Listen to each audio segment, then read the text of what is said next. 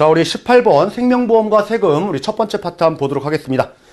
자, 우리 여러분들 생명보험 쪽에서는 보험료 세제 혜택이 상당히 많아요. 그리고 보험금 탈 때 또 세제 혜택도 있고요. 자, 여기서 여러분들 우리가 보험료와 관련된 세제 혜택, 내가 보험료 낼 때 세제 혜택들이 많이 있는데 이 중에서 대표적인 거 두 가지가 이제 나옵니다. 보험료 납부할 때의 세제 혜택이에요. 자, 이거 말고 이제 다음 파트에 나오는 쪽은 이제 보험금 탈 때 세제 혜택인 거죠. 자, 보험료는 여러분들 첫 번째 우리가 이제 보장성 보험료에 대한 세제 혜택이 있다. 보장성 보험료 세액공제라는 게 있습니다. 세액공제. 저 시험 문제 자주 나오니까 중요한 포인트 잘 기억을 해 두시기 바라고요.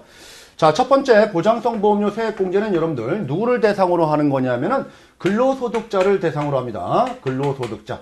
그러니까 개인사업자 등은 우리가 받을 수가 없어요. 이게 아무리 근로소득자라고 해도 일용근로자는 안 됩니다. 그래서 개인사업자 또는 일용근로자 또는 연금소득자 이런 사람들은 다 못 받아요.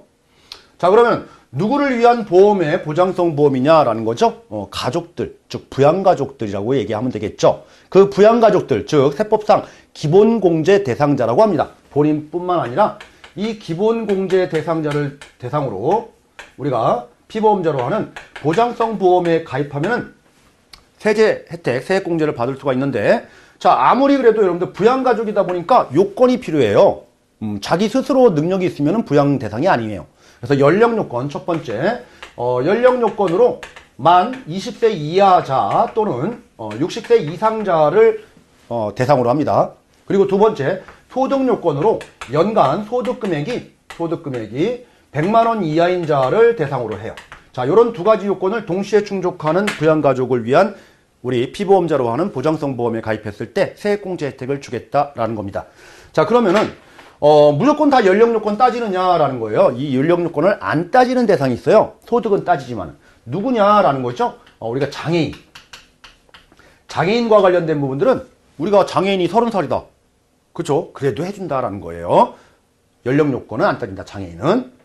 자, 그러면 얼만큼 우리가 세액공제를 해주느냐라는 거죠. 연간 100만원 보험료 한도 내에서 12% 세액공제를 해준다라는 거죠. 그럼 12만원 받는다라는 거예요.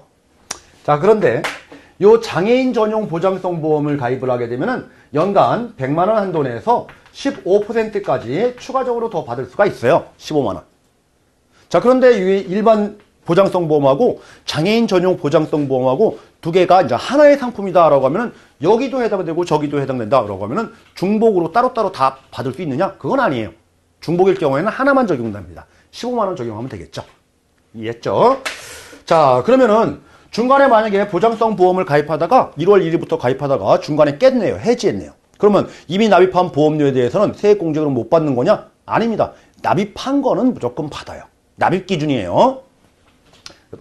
그리고 세액공제 만약에 받은 상태에서 만약에 해지했다 그러면 추징당하느냐? 추징하지도 않아요. 이미 냈으니까 그거는. 이해했죠? 그러면 추징한다, 추징하지 않는다? 추징하지 않는다. 자, 이게 바로 보장성 보험료에 대한 세액공제와 관련된 정리사항입니다. 여러분들 잘 정리를 해주시기 바라고요. 자, 추가적으로 더 알아보면은 태아 같은 경우에는 우리 여기에 해당되지 않아요. 출생을 한 이유만 대상이 됩니다. 이해했죠? 자, 두 번째 보겠습니다. 우리 연금계좌 세액공제라는 게 있어요. 연금계좌 세액공제. 연금계좌라는 부분들은 여러분들 공적연금과 관련된 부분이 아니고 사적연금에 해당되는 연금저축하고 퇴직연금을 우리는 연금계좌다 이렇게 얘기해요. 그러면은 여기 종류가 우리가 연금저축이 있을 거고 연금저축계좌 그리고 퇴직연금계좌 이렇게 있는데 연금저축계좌는 여러분들 연금저축 신탁이라는 게 있고요. 연금저축 보험이라는 것도 있고 연금저축 펀드라는 것도 있어요. 자, 각 금융기관, 은행, 보험, 우리 증권사 이렇게 가입하는 상품이에요. 자, 퇴직연금과 관련된 부분은 우리가 확정급여형 DB형 퇴직연금, 확정기여형 DC형 퇴직연금, 개인형 퇴직연금 IRP. 자, 이렇게 세 가지가 있죠. 자, 이 중에서 보험료를 돈을 내야 되는 거죠. 개인이. 그죠? 개인이 추가적으로 내지 못하는 게 있어요. 이 중에서. 뭐죠? 확정급여형이죠.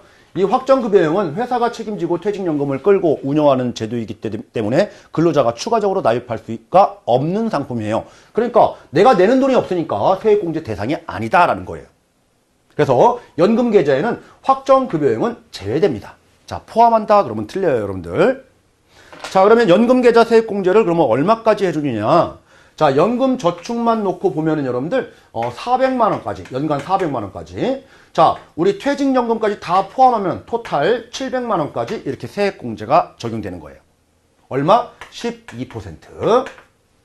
그러면 84만 원까지 세액공제 받는다는 얘기죠. 그런데 저소득자인 경우는요, 우리가 종합소득금액 기준으로 해서 4천만 원 이하자, 만약에 급여, 근로소득만 있다라고 하면은 5,500만 원 이하자인 경우에는 요 12%가 아니고 15%까지 이렇게 세액공제 금액이 조금 더 높아져요. 저소득자. 그런데 만약에 여러분, 고소득자는 어떻게 되느냐? 고소득자인 경우에는 여기 연금저축과 관련된 한도가 400이 아니고 300으로 줄어요. 고소득자인 경우는. 근데 이제 총한도는 똑같이 700이에요. 물론 이제 고소득자니까 12%가 아니고 15%가 아니고 12% 적용받을 수 있겠죠. 그러면 고소득의 기준이 뭐냐라는 거죠. 종합소득만 있는 자는 1억 원 초과자. 만약에 근로소득만 있는다 그러면 1억 2천 초과자. 이런 자를 우리는 고소득자라고 얘기합니다. 자, 이런 부분들 여러분들 너무 디테일하죠. 이런 것까지 다 암기는 안 해도 됩니다. 자, 큰 틀 위주로만 잘 보시고요. 확정급여형은 제외된다라는 사실 반드시 기억을 해주시면 되겠고, 나머지들은 우리가 문제를 통해서 여러분들 다 연습들을 하시면 돼요. 자, 우리 이렇게 봤고요. 이런 부분들을 연금계좌를 가지고 이렇게 세액공제 받는데, 나중에 여러분들 우리가 연금을 수령한다라고 하면은 연금 수령을 하려면은 그 요건이 있어요.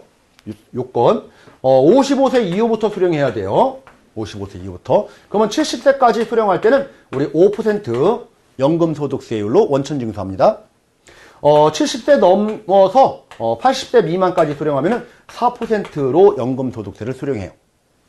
연금소득세가 과세되고, 자, 80세 이상자가 수령을 하게 된다 그러면은 우리가 연금소득세 원천징수세율이 3%예요. 이렇게 연령별로 저율로 과세합니다. 이런 것도 혜택인 거죠. 세액공제 받은 거 이렇게 연금소득세도 저율로 과세한다라는 거예요.